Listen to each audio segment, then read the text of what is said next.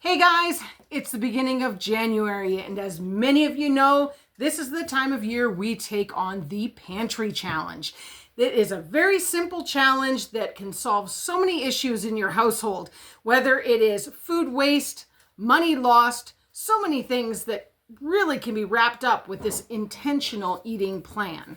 Like most people, we have spent all year shopping a little at a time, stocking up on things that were on sale, preserving our bountiful harvest, and putting extras in the freezer for later, and it all adds up.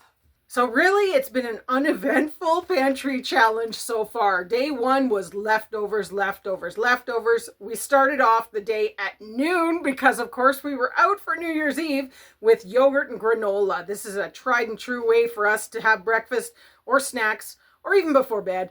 We like our yogurt and granola, even though I kind of burnt it this time. As you can see, it's looking a little crispy, and believe me, it doesn't taste so good either, but waste not, want not, we're going to eat it anyways. And that really, oddly enough, was followed up with breakfast for dinner. An awesome, I'm going to call it a skillet. It's not really. So we fried off some of those homegrown multicolored potatoes, and we topped it all off with a kind of an omelet made with a whole bunch of leftovers from our veggie tray, as well as some of that charcuterie meat here.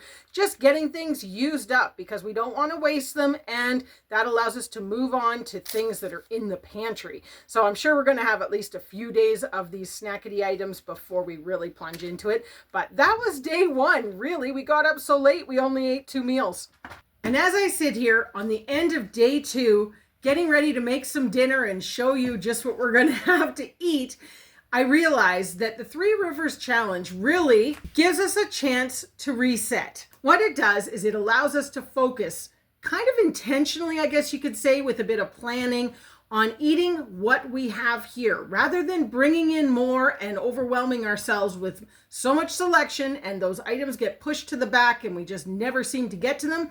This is our chance now, the moment that we can use up all that old stuff before we have to throw it out and it goes to waste. So as we embark on this, hopefully 2-month, maybe even 3-month long journey, it's going to be however long the food holds out, I want to send a big thank you to Jessica for organizing and encouraging us to keep going with this challenge year after year. Every time we do it, we learn something more about how we should be growing things, preserving things, stockpiling things. There's always stuff that you learn from experience, and that is really what we gain from the Pantry Challenge.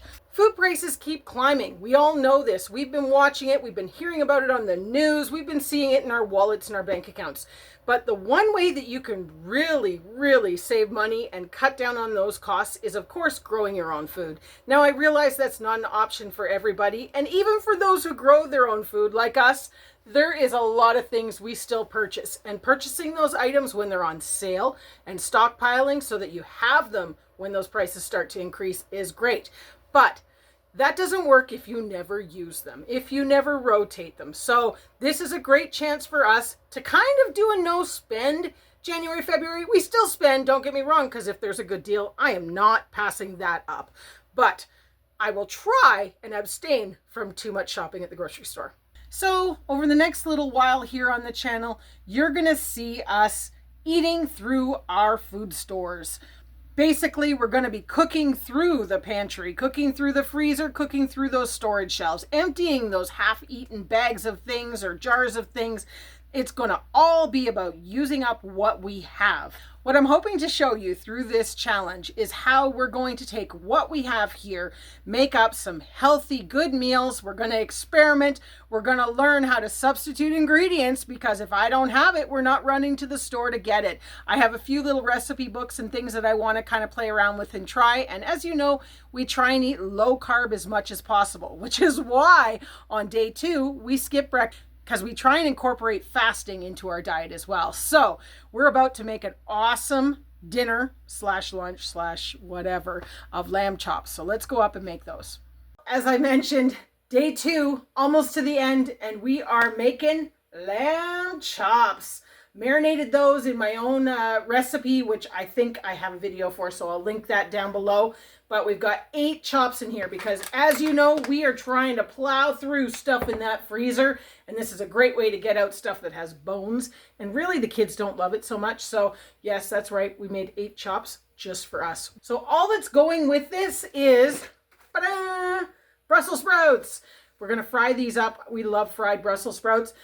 Got these, I think 2 days before New Year's Eve.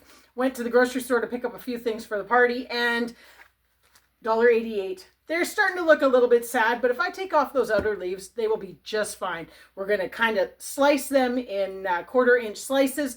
Going to fry them up with a little bit of red onions, mushroom, and some of our pre-frozen, going to be thawed by then, red peppers. And then we're going to put cheese on and bake it in the oven for a little bit, and it's going to go wonderfully with these lamb chops. So, all right, so our Brussels sprouts are all fried up and ready for going into the oven. So we're cutting some cheese. We want about 2 to 3 ounces. We do try and watch our cheese consumption, although that is one big piece of cheese realistically. But we're going to put that on the scale, weigh it up, and then we're going to grate it, put it on top, and into the oven it'll go for about 20 minutes while we cook those lamb chops. So really, that's it. There's not a whole lot to this. We're going to put in a 1/4 teaspoon of salt, 1/4 teaspoon pepper, 1/4 teaspoon of our homegrown and ground garlic powder, and then we're going to sprinkle our cheese on top. Look at that. Yum, yum. Best way ever to eat Brussels sprouts. Oh man, we need ranch dressing on these. Give me 1 second.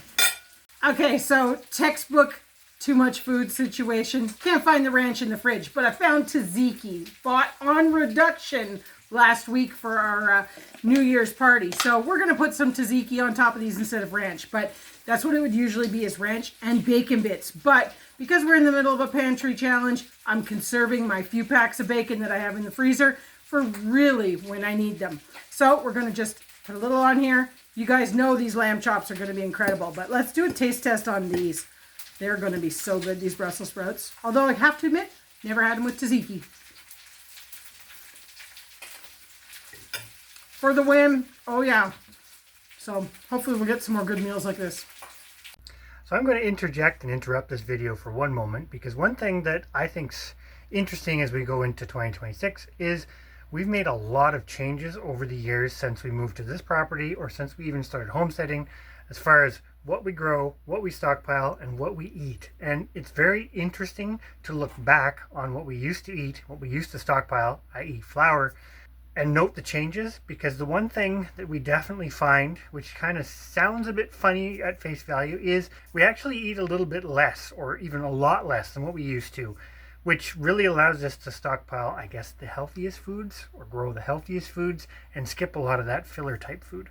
So over the next little while, we will be cooking through the pantry, freezer, and storage shelves, showing you guys what meals we can bring together, what works, what doesn't, and hopefully by the end of all of this, we will have a lot of useful information on what we should grow, what we should preserve, and what we should ditch for the 2027 Pantry Challenge.